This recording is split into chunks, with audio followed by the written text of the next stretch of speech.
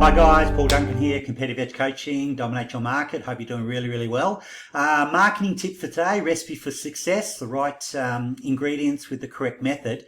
I've been asked in the last couple of weeks about my food franchise and how I made it so successful from 3 stores to 32 franchise stores in about a 2.5-3 year period, and why it was so successful and so profitable more than anything. So I thought I'd just share a little bit of a few marketing tips that I did within those stores to actually make them profitable. One of the things that we looked at was NLP. Now, if you haven't heard of NLP, it's neuro-linguistic programming, which is neuro, your brain, linguistic is the language, and programming is the systems. So technically it's about getting your language in your brain and putting a program and system around that, so it's actually automated to do it. Now, we looked at putting that into our team members. So, I mean, if you go to McDonald's, for instance, and you say, well, those guys are like robots, when everybody asks anything, it's, would you like fries with that? So this is what I'm talking about, is to have a conscious conversation that our team members had with our customers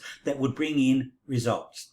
So NLP. All right, what I looked at was, I mean, in the stores, we always had the upsell, cross-sell and downsell techniques, which is, pretty common in all the fast food stores. But if you've followed me, or if you've worked with me, or you know me, I'm a person that zig when other people zag. So I try to be different. I try to be the orange in a basket of apples. And I think that's what the success is, not only for my own business, but for the clients that I work with as well. So coming back to the fast food place that I ran, what I looked at is how can I take that those conversations to a whole new level.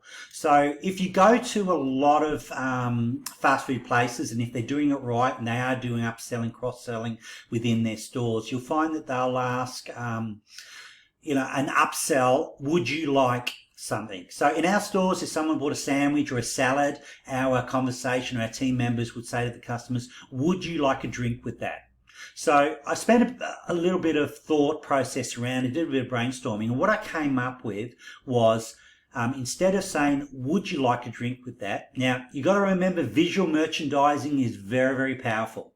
Okay, so if you go to the supermarkets, Coles, Woolworths, you'll always find that they'll have impulse buys at the checkouts where people are waiting to get checked out. There's impulse buys there. So visual merchandising is very important, and that's where I got my thought process from. So instead of saying, would you like a drink with that, right, we actually said, would you like a water or a Coke with that? So we actually showed them the both. But what we tried to tap into was, if someone was healthy, they would say, oh, I have a water. If they were unhealthy, they'd say I have Coke or something else. Now, dig deeping into that, what happens is that when you're asked a question, if you know that we only use 10% of our brain, okay, what we want to try to do is tap into that 90% of our brain, which is the unconscious. So we want to confuse the brain slightly.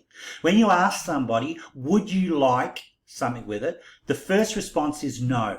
Then the second response, your unconscious mind kicks in and says, do I really feel like a drink? Oh yeah, I do. So it's actually a secondary decision making as far as NLP is concerned.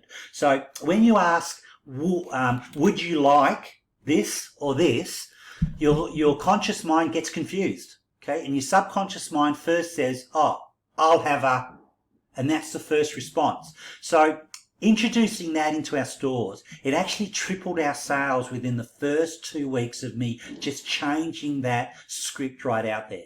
So, if you're not doing that in your business, I suggested you look at doing that and tapping into that. The other thing that we did was we sold coffee.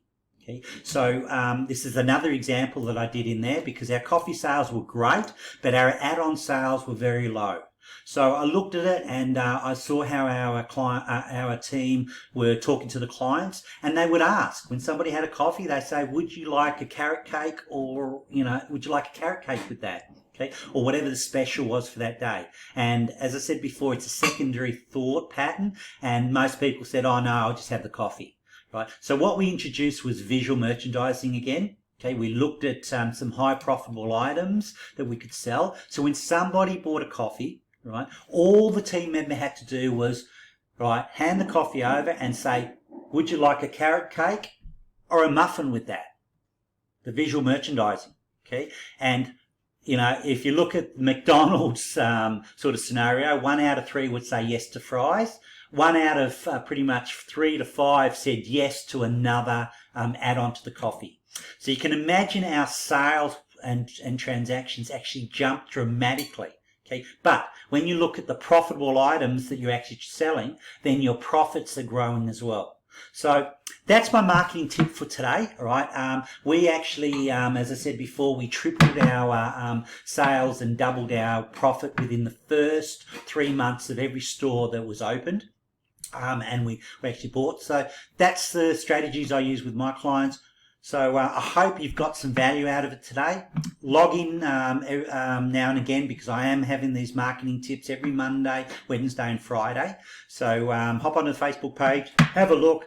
I've still got the free business advisory sessions, so if you do need some help, reach out. I'll put the comments in the comments today. I'll put the link that you can actually book a call with me, and love to catch up. So guys, take care, have a fantastic, profitable day, and we will talk very, very soon.